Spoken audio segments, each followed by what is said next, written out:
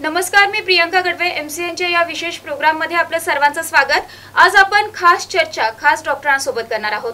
आज आपल्याकडे मेडिकवर हॉस्पिटलची टीम या ठिकाणी आहे आणि यामध्ये आपल्याकडे सर डॉक्टर विक्रांत देशमुख आहेत. सर, आपलं इंट्रोडक्शन. नमस्कार, मी डॉक्टर विक्रांत देशमुख, हृदयरोग तज्ज्ञ म्हणून मेडिकवर हॉस्पिटल छत्रपती संभाजीनगर येथे कार्यरत आहे. माझं शिक्षण MBBS, MD मेडिसिन आणि DM कार्डिओलॉजी असं मुंबईमधून मी JJ हॉस्पिटलमधून पूर्ण केलं आणि त्यानंतर गेले 6 वर्ष मी छत्रपती संभाजीनगर येथे सेवा देत आहे.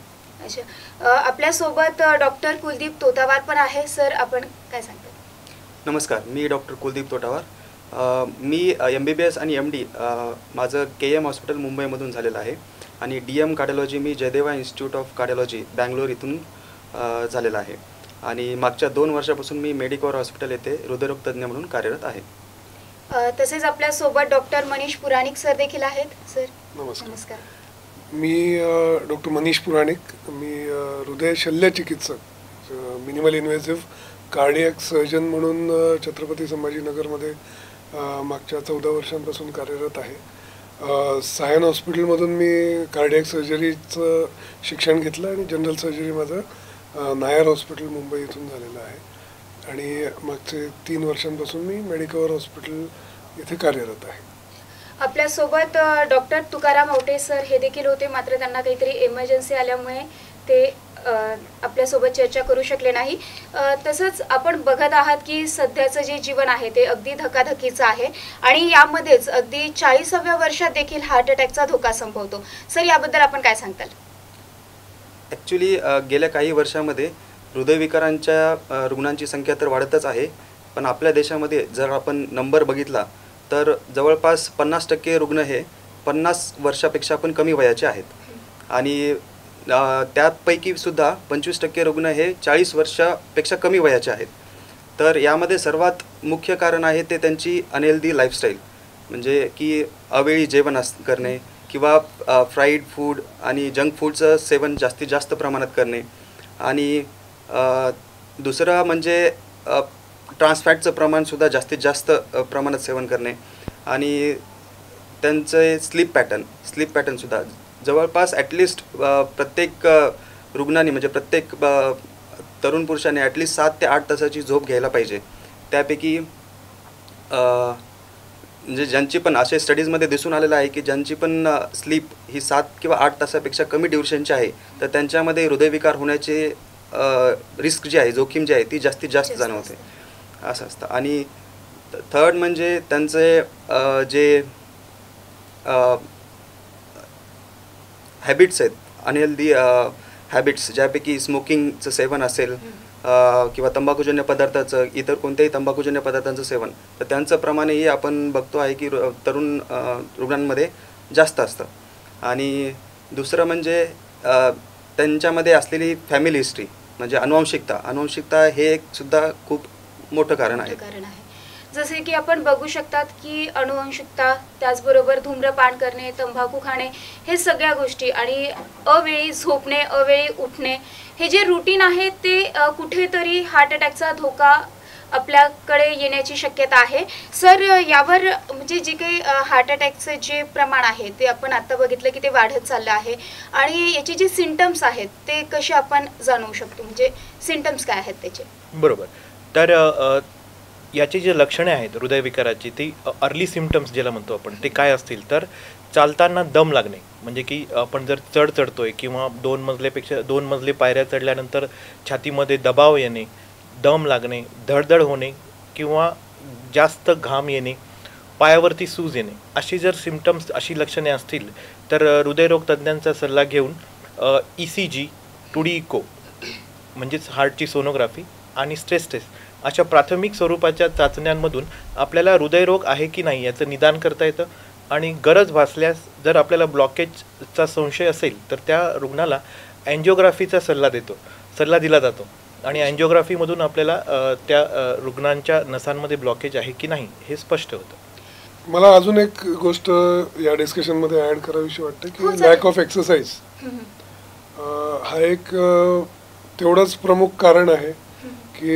रेग्युलर एक्सरसाइजचा अभाव, किंवा जे आपण म्हणतो की आठवड्याभरात साधारणतः 1.5 तासाचं एक्सरसाइज करायला हवं, किंवा 20 मिनटं रोज चालणं, ह्या अगदी छोट्या छोट्या प्रमाणात केलेल्या जे एक्सरसाइज आहेत ॲट अ लॉंग टर्म, त्या आपल्याला आणि आपल्या हृदयाला वाचवून ठेवतं. जसं की आत्ताच आपल्याला पुराणिक सरांनी सांगितलं की आपल्याला हार्ट अटॅकपासून जर आपला बचाव करायचा असेल तर एक्सरसाइज देखील तितकीच गरजेची आहे. सर, आपण सध्याचं जे आहे त्यामध्ये हार्ट अटॅक आणि कार्डियाक अरेस्ट यामध्ये काय डिफरन्स आहे? ॲक्च्युली हे एक सर्वसामान्यामध्ये एक कन्फ्युजन आहे की हार्ट अटॅक आणि सडन कार्डियक अरेस्ट या दोन्ही गोष्टी सेमच आहेत, पण हे एकदम चुकीचं आहे. सडन कार्डियक अरेस्ट आणि हार्ट अटॅक ह्या कम्प्लिटली डिफरंट गोष्टी आहेत. तर हार्ट अटॅक हा हृदयाच्या रक्तवाहिन्यांमध्ये ब्लॉकेजेस असल्यामुळे रक्तप्रवाहाला अडथळा निर्माण होतो आणि त्यामुळे हृदयाच्या स्नायूला रक्तपुरवठा होत नाही आणि म्हणून पेशंटला छातीत दुखणं सुरू होतं आणि हृदयाच्या स्नायूंची कमजोर होऊन जातो आणि त्यामुळे हार्ट अटॅक होतो. तर सडन कार्डियक अरेस्ट हे एक इलेक्ट्रिकल प्रॉब्लेम आहे, ज्यामध्ये हृदयाची पंपिंग अचानकपणे थांबते आणि हृदय बंद पडतं. आणि हे इलेक्ट्रिकल प्रॉब्लेम आहे म्हणजे की हृदयाच्या इलेक्ट्रिकल सर्किटमध्ये प्रॉब्लेम झाल्यामुळे हृदयाचे ठोके कमी जास्त होऊ शकतात. म्हणजे एकदम कमी झाले किंवा एकदम जास्त झाले तर हृदयाची पंपिंग ही व्यवस्थित राहत नाही आणि हृदय बंद पडतं. तर यामध्ये सगळ्यात मुख्य कारण आहे ते हार्ट अटॅक आहे. हार्ट अटॅक हे एक सडन कार्डियक अरेस्टचे एक प्रमुख कारण आहे. जवळपास 70 ते 80% सडन कार्डियक अरेस्टचे पेशंट्स हे हार्ट अटॅक झालेला असतो त्यांना.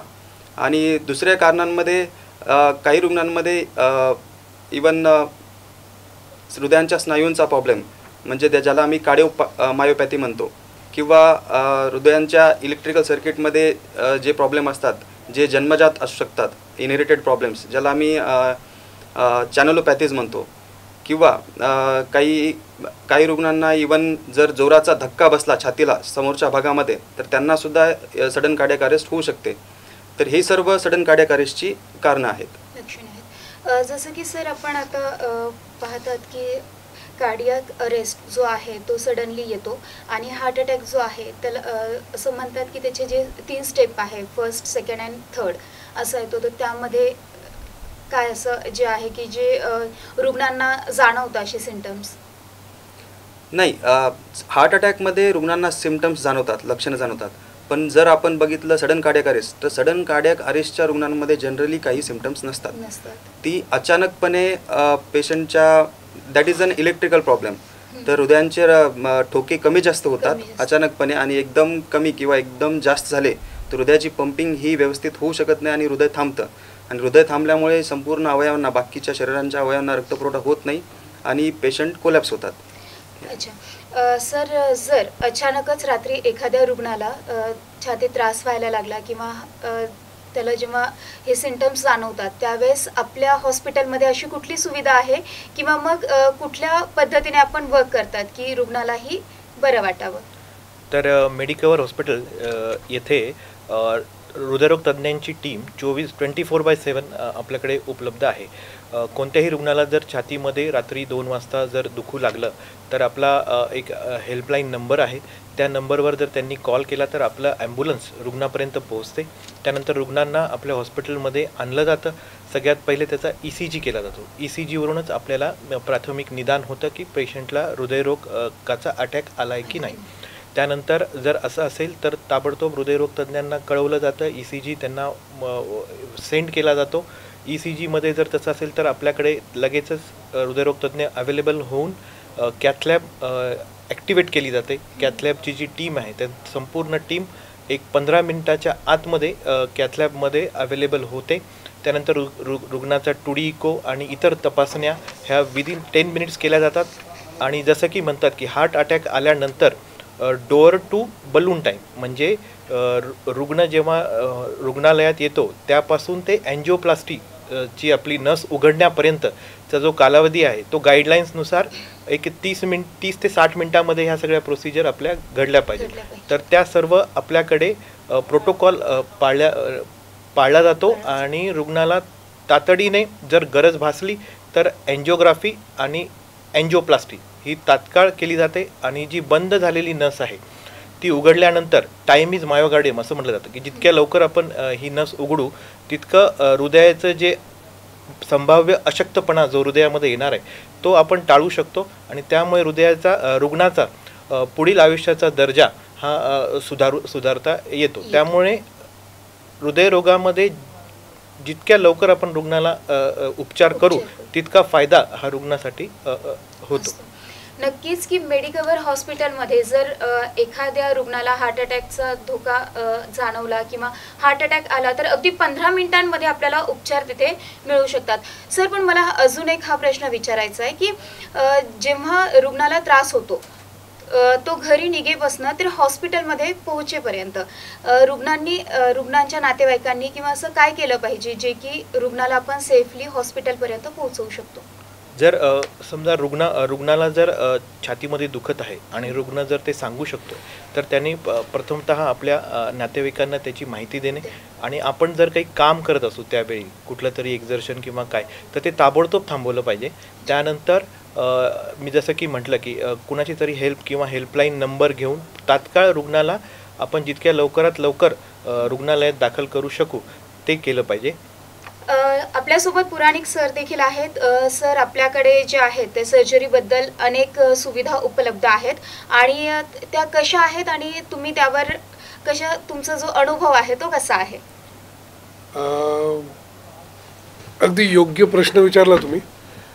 बेसिकली मेडिकवर छत्रपती संभाजीनगर एक सेंटर ऑफ एक्सलन्स आहे मिनिमल इन्व्हेसिव्ह कार्डियक सर्जरी या कार्डियक सर्जरीच्या सब ब्रँचचं जे की महाराष्ट्रात सगळ्यात जास्त प्रमाणात आपण बायपास किंवा कुठल्याही हृदय शस्त्रक्रिया या की होल पद्धतीने आपल्या इथे करतो. ही एक आपली वेगळी ओळख संपूर्ण महाराष्ट्रात आहे. कार्डियक सर्जरीचे जवळपास आपण सगळ्याच प्रकारच्या शस्त्रक्रियांना या पद्धतीने आपल्या रुग्णांना करून देत असतो. कीहोल पद्धत म्हणजे नेमकी कशी पद्धत असते?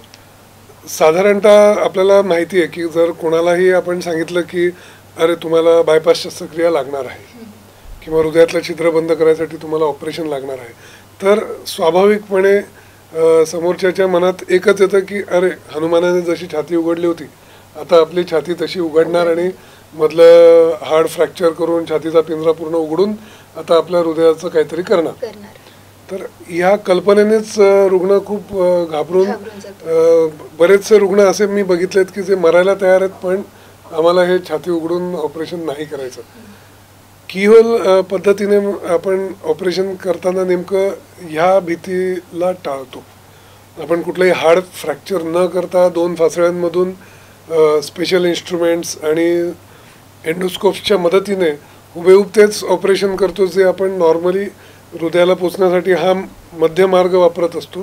त्याऐवजी 2 फासळ्यांच्या मधून जाऊन आपण स्पेशल इन्स्ट्रुमेंट्सच्या मदतीने रिजनल ॲनेस्थेशिया या मदतीने आपण ती शस्त्रक्रिया करतो जेणेकरून मग पेशंटला कुठलाही हाड फ्रॅक्चर न झाल्यामुळे जो काही 2-3 महिन्यांचा अवधी हाडं जुळायला लागतो किंवा जो रक्तस्राव होतो, इन्फेक्शनचं प्रमाण आणि जी काही दृकश्राव्य विभत्सता असते काही एस्पेशली स्त्रियांमध्ये हा मधलाच स्कार कोणालाही नकोसा वाटतो. सकाळी उठलं की मी आंघोळ झाल्यानंतर बघेल अरे माझं ऑपरेशन झालं. तर ह्या सगळ्या गोष्टी टळतात जर आपण अगदी कुठून ऑपरेशन झालेलं आहे हे दिसेन असे जर व्रण दिले पेशंट्सना. तर त्या दृष्टिकोनातून ही कीहोल बायपास शस्त्रक्रिया. नक्कीच कीहोल बायपासची जी सर्जरी आहे ती अशी खूप घाबरण्यासारखी नाहीये किंवा मग डॉक्टर स्वतः सजेस्ट करतात की तुम्ही ती पद्धतीने उपचार केला पाहिजे. सर, आता तुम्ही तज्ज्ञ डॉक्टर आहात, तुम्ही बरेचसे ऑपरेशन वगैरे केले असेल तर तुमचा अनुभव कसा आहे याबद्दल? कार्डियक सर्जरी तशी एक खूप ग्रॅटिफाईंग ब्रांच आहे कारण फक्त रुग्णच नाही तर एका फॅमिलीला पण एक पेशंट आणि जवळपास कार्डियक सर्जरी असो किंवा कार्डिओलॉजी असो रुग्ण 80% वेळा हा ब्रेडविनर ऑफ द फॅमिली असतो. म्हणजे तो कर्ता पुरुष किंवा कर्ती स्त्री असते की जी पेशंट म्हणून आलेली असते आणि पूर्ण परिवार त्यांच्यावर डिपेंडंट असतो. तर अशा लोकांना आपण ज्यावेळेस चांगलं करून घरी पाठवतो तर इट्स रिअली ग्रॅटिफाईंग. त्यातल्या त्यात जर आपण ते अद्ययावत नवीन तंत्रज्ञानाने केल्यामुळे पेशंट्स जे नॉर्मली आठवडा 10 दिवसानंतर घरी जात होते ते आता दुसऱ्या दिवशी चालतात फिरतात, 4-5व्या दिवशी घरी जातात आणि जे अगदी कर्तव्यदक्ष असतात ते तर 15 आपले रुटीन ॲक्टिव्हिटीज पूर्णपणे पार पाडू शकतात, इतकी कार्यक्षमता त्यांच्यामध्ये येऊन जाते. सर, ऑपरेशन झाल्याच्या नंतर किंवा मग त्यांनी सर्जरी केल्याच्या नंतर आपण कुठली काळजी घ्यायला पाहिजे? विशेष काळजी ही जसं तुतावर सरांनी सांगितलं, लाईफस्टाईल मॉडिफिकेशन हे खूप महत्त्वाचं आहे. आम्ही काय एकतर नसा उघडून देणार एन्जिओप्लास्टी करून किंवा नवीन बायपासेस जोडून नवीन रक्तपुरवठा पुरवून देणार. मात्र ज्या ब्रह्मदेवाने तयार केलेल्या नसा 100 वर्ष चालायला हव्या त्या आपल्या लाईफस्टाईलमुळे, आपल्या गुणसूत्रांमुळे, आपल्या डायबिटीज किंवा अन्य आजारांमुळे किंवा तंबाखूजन्य पदार्थांच्या सेवनामुळे आपण 50शीतच खराब करून टाकतो. डॉक्टर, कार्डिओलॉजिस्ट, कार्डियाक सर्जन तर काही ब्रह्मदेवाच्या वर नाही.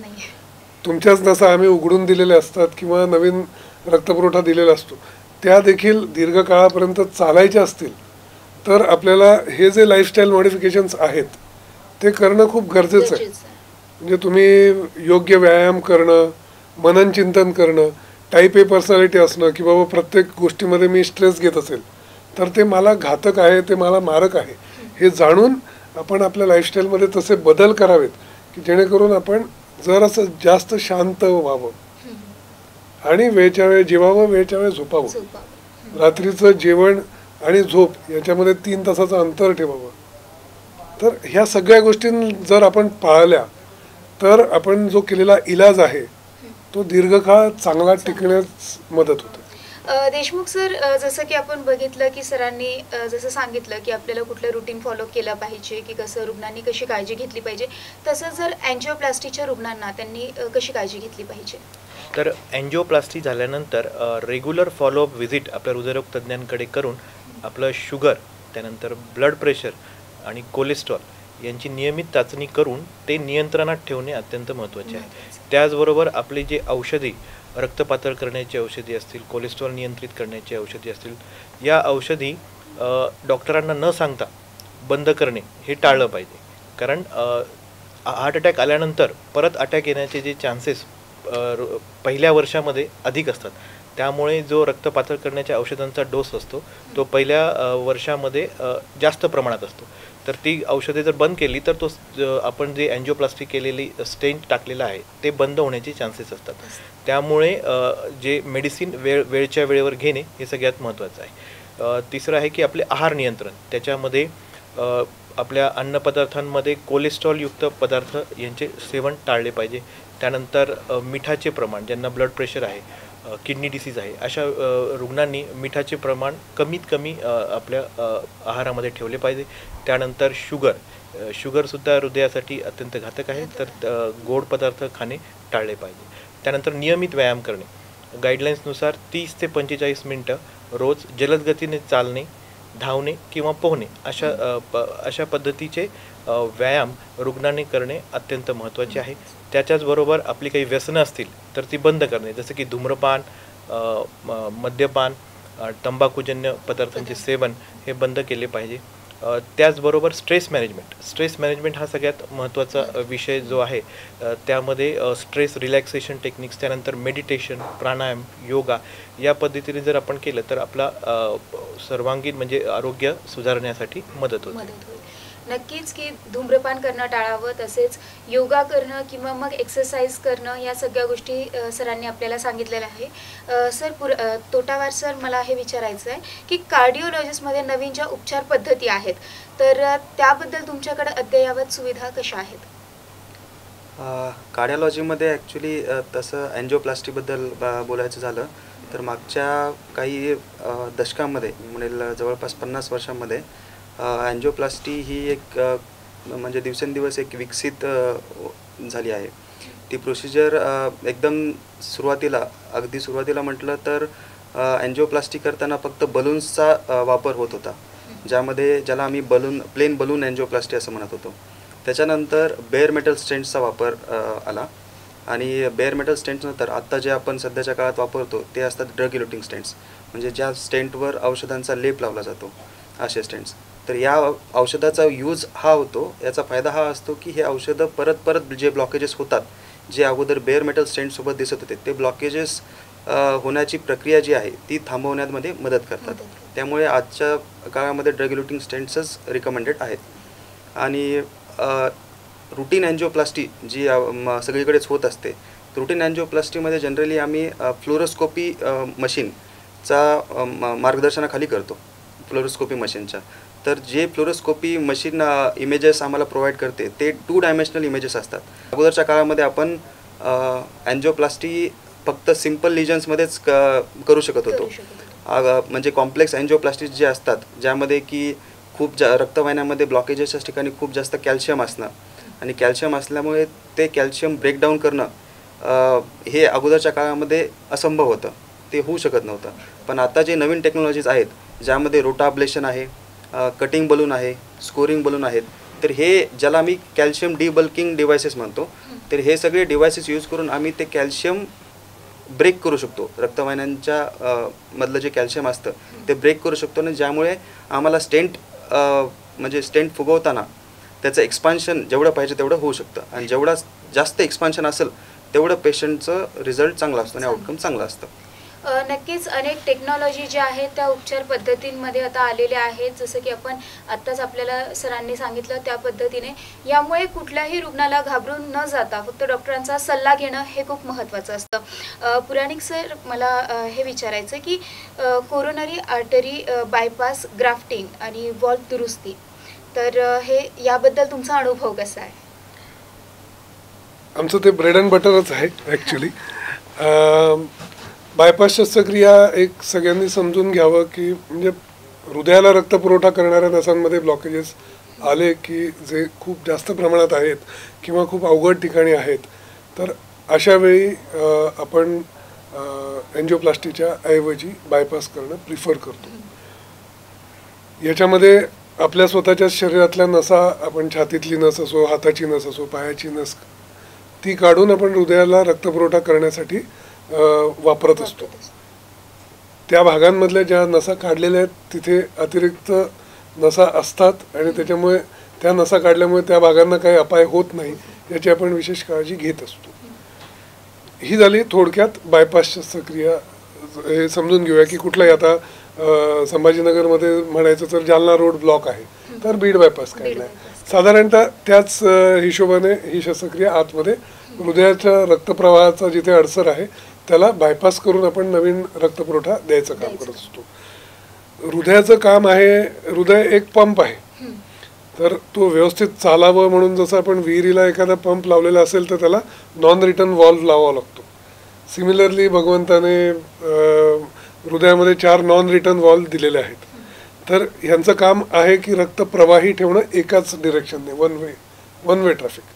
तर त्याच्यामध्ये बिघाड म्हणजे काय, तर एकतर तो चोक होणे किंवा लीक करणे. तर असे रुमॅटिक हार्ट डिसीज किंवा स्ट्रक्चरल हार्ट डिसीजेसमध्ये व्हॉल्व फंक्शन खराब होतात. त्यामुळे हृदयाला एकतर खूप जोर लावून त्या ऑब्स्ट्रक्शनच्या पलीकडे रक्त पोचवायचं काम करावं लागतं, ज्याच्यामुळे ओव्हर अ पिरियड हृदय थकतं. किंवा जर ते लीक होत असेल तर हृदयाला खूप जास्त काम करावं लागतं, कारण जे त्याने रक्त पुढे ढकललेलं आहे ते परत मागे येऊन हृदयाला परत प्रसरण करतं. तर हे दोघंही प्रकारचे जे आजार आहेत त्याच्यामध्ये आपल्याला एकतर त्या वॉलला रिपेअर करावं लागतं किंवा भारतीय पद्धतीमध्ये जिथे रुमॅटिक हार्ट डिसीज हा जास्त प्रमाणात आढळतो त्याच्यामध्ये आपल्याला बहुतांशी हे वॉल्व रिप्लेस करावे लागतात. तर या सगळ्या शस्त्रक्रिया जसं मी आधी तुम्हाला म्हटलं त्या पूर्ण छाती न उघडता आपण दुर्बिणीच्या मदतीने करू शकतो. आज आपण ह्याच शस्त्रक्रिया ज्या व्हॉल्व्युलर हार्ट डिसीजेस आहेत ते अति प्रौढ, ज्याला आपण म्हणू की 70, 80, 90 वर्षाचे जर पेशंट्स असतील तर त्यांच्यामध्ये आपण हृदय उघडून हृदयाचं फुफ्फुसाचं काम तात्पुरत्या स्वरूपात जे आपण नॉर्मली हृदय शस्त्रक्रिया करण्यासाठी मशीनद्वारे करत असतो, तर ह्या प्रक्रियांमध्ये जे खूप वृद्ध पेशंट आहेत त्यांना ही छोट्या चिऱ्याने पण करताना आम्हाला असं वाटतं कधी कधी ती तो पेशंट पेलेल का नाही. तर अशा पद्धतीमध्ये एक ट्रान्सकॅथेटर व्हॉल्व्ह इम्प्लांटेशन टेक्निक्स आता नवीन आलेल्या आहेत, ज्याच्यामध्ये ज्याला आपण टावी किंवा टावर म्हणतो किंवा TMVR म्हणतो, की आपण जसं आपण एन्जिओप्लास्टी करतो तसंच पायाच्या नसांमधून आपण नवीन व्हॉल्व्ह डिप्लॉय करून हृदयाला जाण्यासाठी कुठला चिरा न देता आपण पेशंटला नवीन व्हॉल्व्ह आतल्या आत आपण टाकून त्यांना दुसऱ्या दिवशी चालतं फिरतं करून तिसऱ्या दिवशी घरी पाठवू शकतो. तर या सर्व प्रकारच्या शस्त्रक्रिया आपण मेडिकवरला आज ऑफर करत आहोत आणि त्यामुळे अगदी यंग पेशंट्सपासून ते ऑक्टोजेनरियन्सपर्यंत लोकांना आपण कसं कमीत कमी चिरे देऊन किंवा आघात त्यांच्या शरीराला करत त्यांना लवकरात लवकर बरं करण्याचा आपला हा प्रयत्न असतो. नक्कीच मेडिकवर रुग्णालय हे जे आहे ते रुग्णांना अनेक सुविधा पुरवतं आणि अनेक अशा टेक्नॉलॉजी या ठिकाणी उपलब्ध आहे की ज्यामध्ये कमीत कमी 15 मिनिटांमध्ये डॉक्टरांची टीम त्या ठिकाणी येते आणि आपल्याला चांगली उपचार पद्धती देऊ शकते.